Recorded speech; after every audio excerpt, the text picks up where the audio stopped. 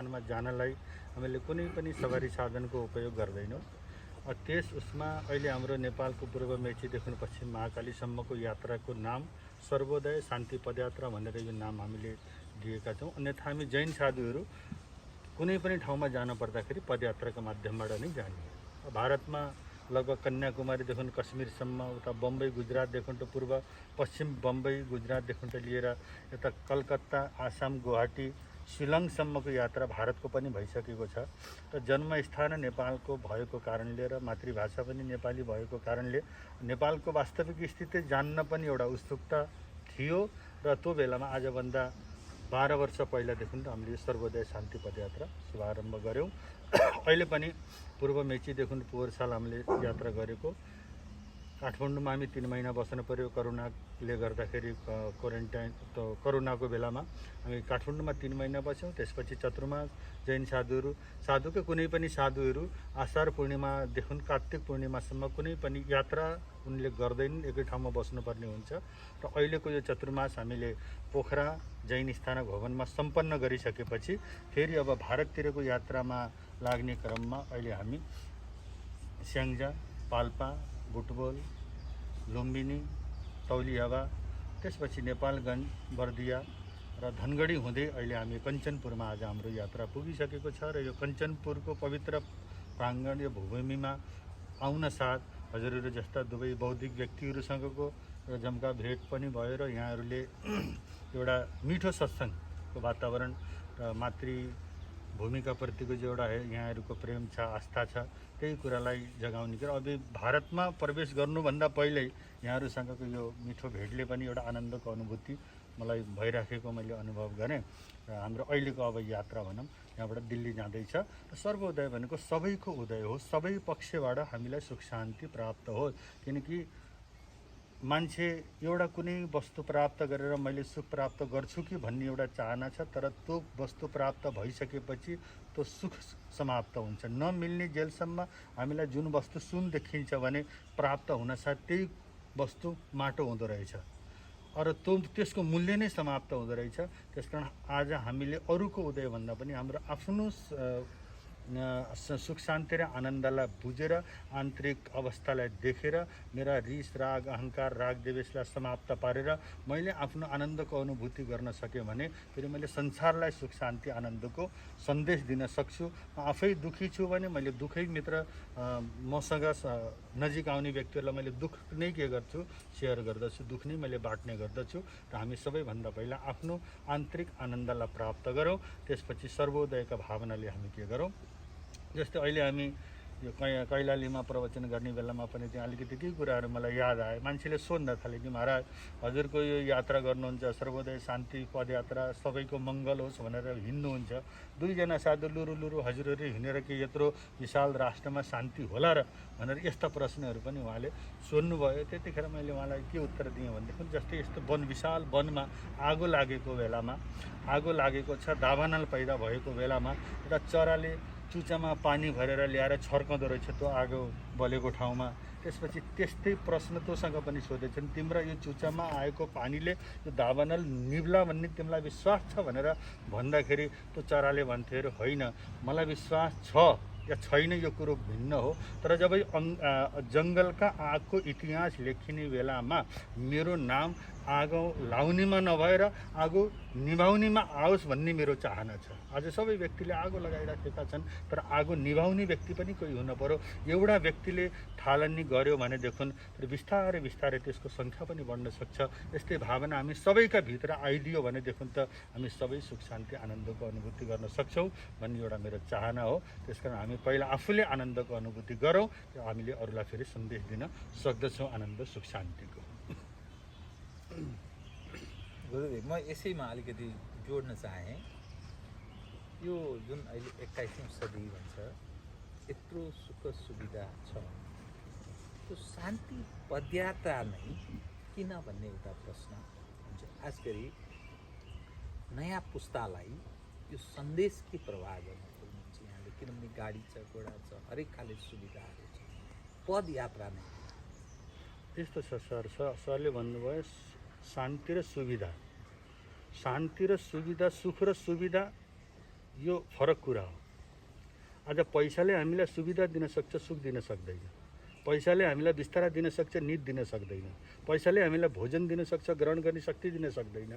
त्यस्तै नै आज हामीलाई पैसा छ, सबै कुरो छ, तर आज हाम्रो अवस्था के छ? यो वर्तमान स्थितिमा हामीले हेरौँ कति व्यक्तिहरू डिप्रेसनका रोगी भइसकेको अवस्था छ। किनकि हाम्रो भित्र साधना छैन। आज हामी पदयात्रामा जस्तै यहाँले भन्नुभयो, हामी गाडी घोडाबाट गुडेर पनि त्यो ठाउँमा पुग्न सक्थ्यौँ, तर संस्कार र संस्कृतिलाई जान्नका लागि पदयात्राभन्दा बाहेक अरू कुनै पनि उपाय छैन। नजिकको ठाउँमा गएर, अब हजुरले कति सरलाई जानकारी छ, योभन्दा पहिलोको यात्रामा म रुकुम, रोल्पा, बुर्तिमाङ, मुक्तिनाथसम्म पदयात्रा गरेर जाँदाखेरि जुन नेपालको वास्तविक अवस्था मैले देख्न पाएँ, त्यतिखेर मलाई पनि त्यो कल्पना थिएन हाम्रा नेपालीहरू पनि त्यस्तो दुर्गम ठाउँमा त्यो अवस्थाले बस्दा रहेछन् भन्ने त्यो कुराको ज्ञान हुन्थेन। अब आज मलाई पोखराबाट दिल्ली जान छ भने म 2-3 घन्टामा पुग्ने थिएँ होला। यो सबै गाउँ जति पनि यो सम्पर्कहरू हाम्रा जनता र हामी साधु, हामीलाई के कहाँ जान के हतार छ र केही पनि छैन। दिल्लीमा पनि साधु छन्, सबै ठाउँमा साधु छन्। तिमीले आफूले सकेको ठाउँमा के गर। जैन साधुलाई जैन दुईवटा परम्परा छन्, सरलाई थाहा नै होला, वैदिक परम्परा, श्रवण परम्परा। श्रवण परम्परामा बौद्ध र जैनी। हामीलाई त श्रवण भनेर भनेको श्रम गर तिमीले। श्रम भनेको पुरुषार्थ, स्वावलम्बी, कसैको पराधीन भएर नहिँड। पदयात्रा भनेको आफ्नो स्वतन्त्र जीवन जिउने एउटा तरिका हो। त्यसकारण सुख सुविधा त हामीले यसमै हामीलाई आनन्दको अनुभूति भइराखेको अवस्था छ।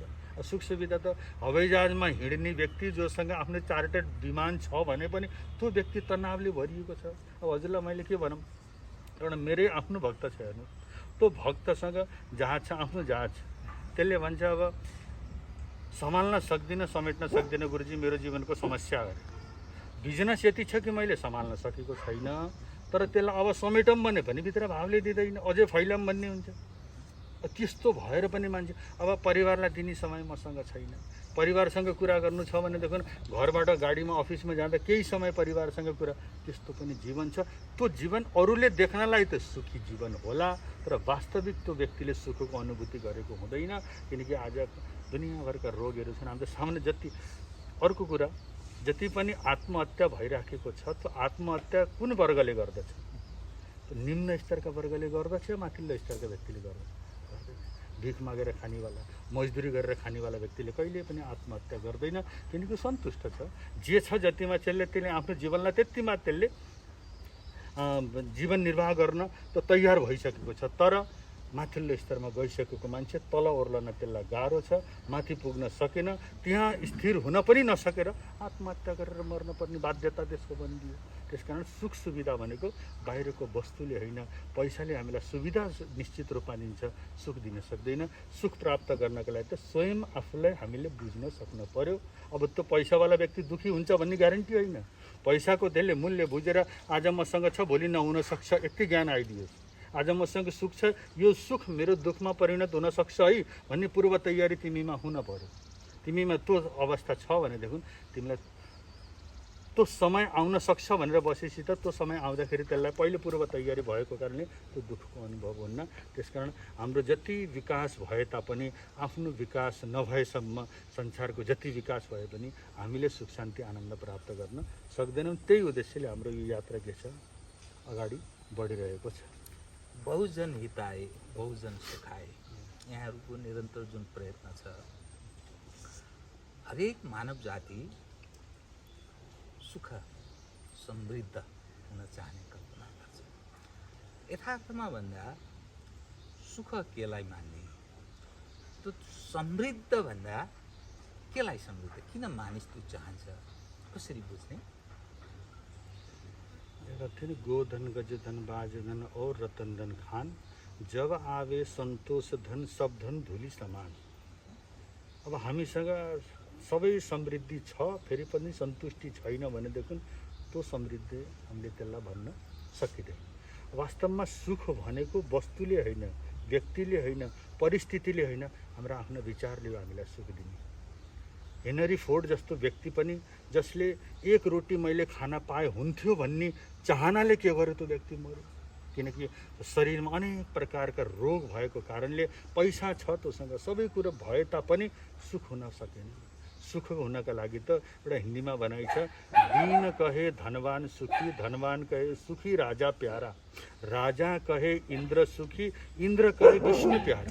अब एउटा सुखको खोजी गर्नेवाला सामान्य व्यक्ति जिज्ञासुले सोध्न जाँदा दीन भनेको गरिब मान्छेलाई गएर सोधेछ, तिमी सुखी छौ भन्दा म सुखी छैन, धनी मान्छे सुखी छ भनेर धनीतिर त्यसले देखाइदिएछ अरे। धनीसँग गएर सोद्धा जोसँग पद छ, प्रतिष्ठा छ, राजा, दीन कहे धनवान, धनवान कहे सुखी राजा प्यारा, राजासँग गएर सोद्धा यो धरतीमा त कुनै पनि राजा सुखी छैन, स्वर्गको राजा मात्रै सुखी होला भन्ने उसले माथितिर पठाइदिएपछि उसले गएर इन्द्र पनि सुखी नभएको अवस्था उनले भने चाहिँ विष्णु भगवान बाहेक संसारमा कुनै सुखी छैनन् भनेर भनिसकेपछि त्यो जिज्ञासु भगवानसँग पुगेछ।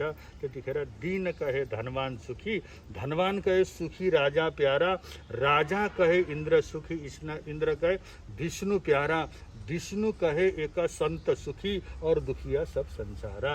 संसारमा सन्त बाहेक कोही पनि व्यक्ति सुखी हुन सक्दैन। अब सन्त भन्ने बित्तिकै हजुरलाई फेरि यो लाग्न सक्छ, महाराजले आफ्नै प्रशंसा गरे, आफू नै सुखी भएको एउटा प्रशंसा गरे भने सन्त भनेको सेता लुगा लाएर मुख पत्रिका लगाएर हिँड्नेवालालाई मात्रै सन्त भनिन्छ, पहेँलो वस्त्र लाउने मात्रै सन्त होइन। सन्त भनेको जसका जीवनमा सन्तुष्टि छ त्यो सन्त। सन्तुष्टि सन्त, जसका जीवनमा सन्तोष छ, सन्तुष्टि छ, त्यही मात्रै सन्त छ। मसँग अथाह पैसा छ तर इच्छा मेरो अनन्त छन् भने देखौँ त्यो मेरालाई सुख दिन सक्दैन। इच्छाले हो मलाई गरिब बनाएको, इच्छाले नै त हो गरिब बनाएको। कहिलेकाहीँ मलाई लाग्छ संसारको सबैभन्दा ठुलो भिखारीको हो त नि भने, जसको इच्छा बढी छ को छ भन्दा सबभन्दा धनी व्यक्ति सबैभन्दा बढी इच्छा त्योसँग छ।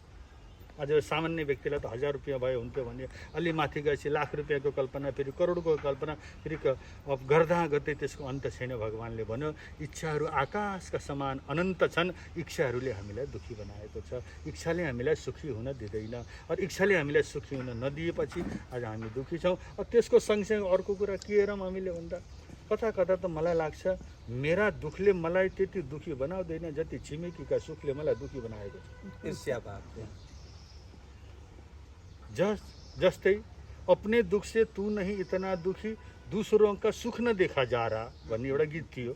अब तँलाई आफ्ना सुखले त्यति सुखी गर्दैन जति अर्काका सुखले, दुखले होइन, तिम्रो आफ्ना दुखले भन्दा अरूका सुखले तिमी बढी दुखी छौ भने त्यस्ता व्यक्तिलाई भगवानले, परमात्माले पनि सुख दिन सक्दैन। अरूले दिएको सुख सुखै होइन, तिमीले आफै अनुभूति गरेर तिम्रो भित्र नै अथाह सुखको स्रोत छ, भित्र एकचोटि घुस्ने कोसिस गर।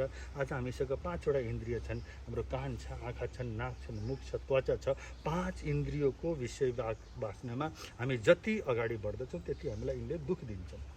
हामीलाई मिठो राम्रो सुन्नु छ, राम्रो हेर्नु छ, राम्रा शब्दहरू सुन्न चाहन्छौँ, राम्रो सुँग्न चाहन्छौँ, मिठो खान चाहन्छौँ, र यो सबै कुरा इन्द्रियका वासनाहरू हुन्। र इन्द्रियले हामीलाई दुःख दिन्छ, यसले कहिल्यै पनि सुख दिँदैन। यो अवसर बारम्बार मिल्दैन। मैले 2 प्रश्न चाहिँ एकैपटक गरेँ। धर्म केलाई मान्ने, अधर्म हो के? एक। दोस्रो, जो चराचर जगत छ, जो प्राणी जगत छ, यसमध्येमा सर्वाधिक ज्ञान भएको जाति भनेको मानव जाति भनिन्छ। जो प्राणीहरू छन्, मानव जाति बाहेक अरू प्राणी छन्, त्यो प्रकृतिको नियमसँग मेल खाएर हिँडेको छ, त्यसले त्यस्तो अपराध गरेको छैन। तर त्यो सर्वज्ञानी छ, प्राण भएको जातिमा सर्वाधिक ज्ञानी अझ विज्ञानी त्यसरी मानव जाति भएको छ। संसारमा अधर्मको सर्जक र दुनियाँमा अपराध जन्य गतिविधिको सर्जक मानव जाति छ। सरले पहिला धर्मको कुरा भन्नुभयो, धर्म केलाई र पाप केलाई भनेर भन्ने। धर्म के? वस्तु स्वभाव धर्म हो। वस्तुको स्वभाव नै धर्म हो। पानीको स्वभाव चिसो हो त त्यसको धर्म नै त्यही हो। अग्निको स्वभाव उष्णता हो, तो धर्म हो। अग्निको स्वभाव त्यसको तातोपन हो। त्यस्तै मनुष्यको धर्म के भन्दा मानवता, इन्सानियत, यो हाम्रो के हो? धर्म हो। अब अर्को रूपमा हामीले हेरौँ भने क्रोध, अहंकार, कपट, लोभ, राग र द्वेष यी पापको पक्षहरू छन्। हाम्रा भित्रको क्षमा, हाम्रा भित्रको विनम्रता, हाम्रा भित्रको सरलता, हाम्रा भित्रको सन्तोष र समभाव यो धर्म हो। यो कुनै पनि व्यक्तिमा किन नहोस्, आज धर्म भनेर कुनै जैन, हिन्दू, बुद्ध यो त्यता जानै पर्दैन। यो मनुष्यको स्वभाव हो। मनुष्यमा त्यो गुण छ भने त्यो कुनै पनि धर्म आचरण किन नगरोस्, त्यो व्यक्ति धार्मिक व्यक्ति छ। रिसाएर होइन, साधु सन्तको रिस त के हुन्छ, राम्रा कामका लागि हो भनेर भन्यो भने रिस धर्मै होइन। रिस भनेको अधर्म हो, त साधु सन्तको होस् वा सामान्य व्यक्तिको किन नहो। त्यसले हामीले रिसलाई अधर्म मानियो, अहङ्कारलाई अधर्म मानियो, लोभलाई अधर्म मानियो, मायाचारी भनेको कपटलाई हामीले अधर्म मानियो भने धर्मको के पक्ष भन्दा जसका भित्र क्षमा छ, कुनै पनि व्यक्तिले गरेको अपराधलाई त्यसले क्षमा गर्न सक्ने त्योसँग मुटु छ, त्यसपछि विनम्रता छ, कहीँ अहङ्कार छैन, गुणप्रति झुक्ने उसको एउटा स्वभावै बन्दियो। अनि मायाचारी भनेको कथनीकरणी एक, म जे बोल्छु त्यही मैले भित्रबाट गर्छु, मैले अन्तरात्माबाट बोलेँ भने त्यो मेरो आचरणमा पनि त्यही छ र मतलब सन्तोष। यो हामीले धर्मको पक्षले। अर्को कुरो सरले के भन्नुभयो, चराचर जगतमा सबैभन्दा सर्वोत्कृष्ट प्राणी भनेको को? मानिस। तर एक ठाउँ मैले के भने, शैतान से भी कम नहीं है आदमी। हिन्दीमा के भन्छ, शैतान से भी कम नहीं है आदमी, हैवान से भी कम नहीं है आदमी। हेर्नुहोस् त, संसारमा एउटा खुङ्खार प्राणी जसलाई हामीले जङ्गलमा बस्ने शेर भनिन्छ, जसको आहार नै अरूको मृत्यु हो। हुन त हामी सबैको अन्यथा ऊ बाँच्दैन। हुन त हाम्रो पनि त्यही अवस्था, हामीले एक इन्द्रिय जीव खान्छौँ, सागसब्जी भनेको त्यो पनि कुनै न कुनै जीव त्यसमा छ। तर त्यो शेर, खुङ्खार शेरले पनि आफ्नो पेट भरिसकेपछि अरू प्राणीलाई सित्तैमा मनोरञ्जनको रूपमा त त्यसले मार्दैन। तर मनुष्यको अवस्था हेरौँ त, अहङ्कार, मनोरञ्जन। आज युक्रेन और रुसको हामीले युद्धलाई सामने हेर्ने हो भने अवस्था के छ? अहङ्कारको हो नि लडाइँ, आफ्नो शक्तिको लागि लडाइँ छ। त्यसलाई हजारौँ लाखौँ मान्छेलाई मार्न त पछि पर्दैन। अब हिरोसा नागासाकीमा जब बम विस्फोट गर्दाखेरि 1 मिनटमा लाखौँ मान्छे स्वाह गर्दाखेरि त्यो मान्छेलाई एउटा पश्चातापको अनुभव भएन भनेदेखि त्यो मानिसै होइन र, दया करुणाले यो गर्न दिँदैन नि। त्यस्तो अवस्थामा त्यही भएर यो कविले के भन्यो होला, शैतान से भी कम नहीं है आदमी, हैवान से भी कम नहीं है आदमी भनेर भन्यो। शैतान र हैवान पनि लजाउने कर्म गर्दछ यो मान्छेले। तर अगाडि के भन्यो, शैतान से कम नहीं है आदमी, हैवान से कम नहीं है आदमी। आदमी में अगर आदमीयता आ जाए, मानिस में अगर मानिसता आउँछ भने भगवान से भी कम नहीं है आदमी। यो मनुष्यमा जति गहराई छ त्यति उचाइ पनि छ। पशुमा भगवान बन्ने शक्ति छैन। पशु भनेको स्थिर अवस्था हो। पशु भनेको न त त्यसमा विकास छ, न त्यसमा ह्रास छ। मनुष्य आफ्नो बुद्धिलाई त्यसले, हामीले कति आतङ्कवादी सङ्गठनलाई हेरौँ न, आतङ्कवादी सङ्गठनलाई सञ्चालन गर्ने एउटा व्यक्ति छ, त्यसका पछाडि हजारौँ व्यक्तिहरू आफ्नो शरीर मरेर, कुन एउटा आतङ्क भन्छ अरे त्यसलाई हामीले, सबभन्दा तगडो हुन्छ नि, मानिस मर्नका लागि पनि आतङ्कवादी बन्द छ, आत्मघाती दस्ता। कतिसँग प्रभाव होला त्यो एउटा व्यक्तिलाई, यत्रो आफ्नो समूह बनाएर यत्रो ठुलो समूह आतङ्कवादी सङ्गठन तयार गर्छ। त्यही विध्वंसमा नभएर सृजनमा लगाइदिएको भए एउटा व्यक्ति सन्त भइदिएको हजारौँ शिष्य हुन्थेनन् होला र त्यो व्यक्तिका। यति व्यक्तिलाई त्यसले प्रभावित गर्न सक्ने रहेछ, त्यही व्यक्तिको बुद्धि ठिक भएर त्यही व्यक्ति सन्त भइदिएको भए आज हजारौँ व्यक्तिलाई त्यसले सन्मार्गमा पनि लिएर जान सक्थ्यो। तर त्यो हाम्रा माथि भर पर्छ। हामीले यो आफ्नो बुद्धि त छ हामीसँग, त्यसको सदुपयोग गर्ने वा दुरुपयोग गर्ने, विध्वंसमा लाने कि सृजनमा लिएर जाने, त हाम्रो आफ्नो उसमा के पर्छ, भर पर्छ। त्यसकारण आज यही मनुष्यबाट भगवान् राम जन्म लिनुभयो, कृष्णको जन्म भयो, महावीरको जन्म भयो, बुद्धको जन्म भयो। अनेकौँ महापुरुषहरूले मानिसबाट नै के गर्नुभयो, भगवत पदको प्राप्त गर्नुभयो। त्यस्तै चाहिँ यो मनुष्य भावबाट माथि जान पनि उति नै सक्छ भने तल खस्न पनि सक्छ।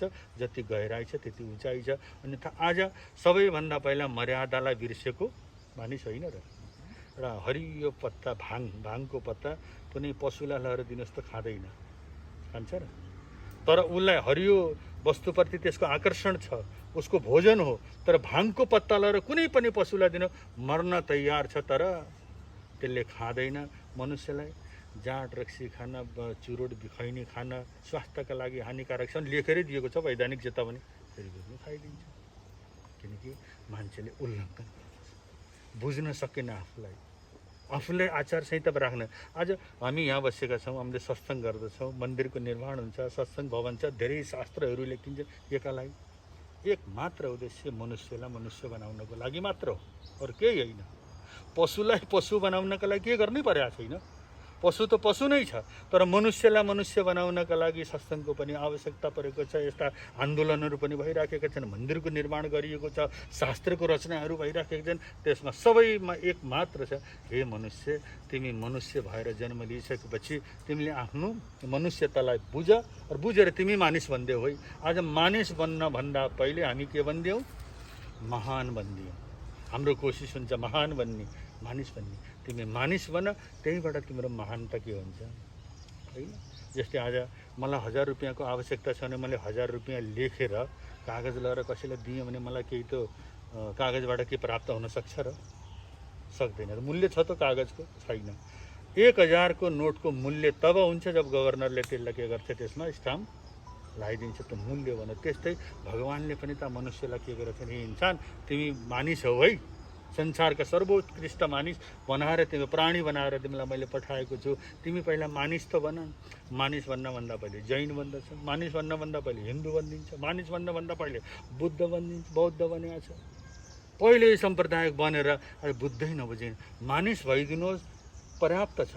अरू जति पनि जे उपासना छन् हाम्रा आफ्ना निजी उपासना हुन्, त्यो राति 2 बजे उठेर गर्नु, 3 बजे उठेर गर्नु, हजुर स्वतन्त्र हुनुहुन्छ। तर हामी सामाजिक प्राणी हो, समाजमा आएको बेलामा तिमी मानिसको रूपमा हामी सबै मानव हौ है भनेर त्यति बुझेर मानिसले दया प्रेम र सहिष्णुताको वातावरण गरिदिने भने त समाजमा शान्ति हुन्थेन होला र? हुन्छ। त्यस प्रकार अस्ति पनि त्यो हाम्रो विधायकको कार्यक्रम मन्त्रीजी आउनुभयो कि बोल्नु, राम्रो लाग्यो मलाई।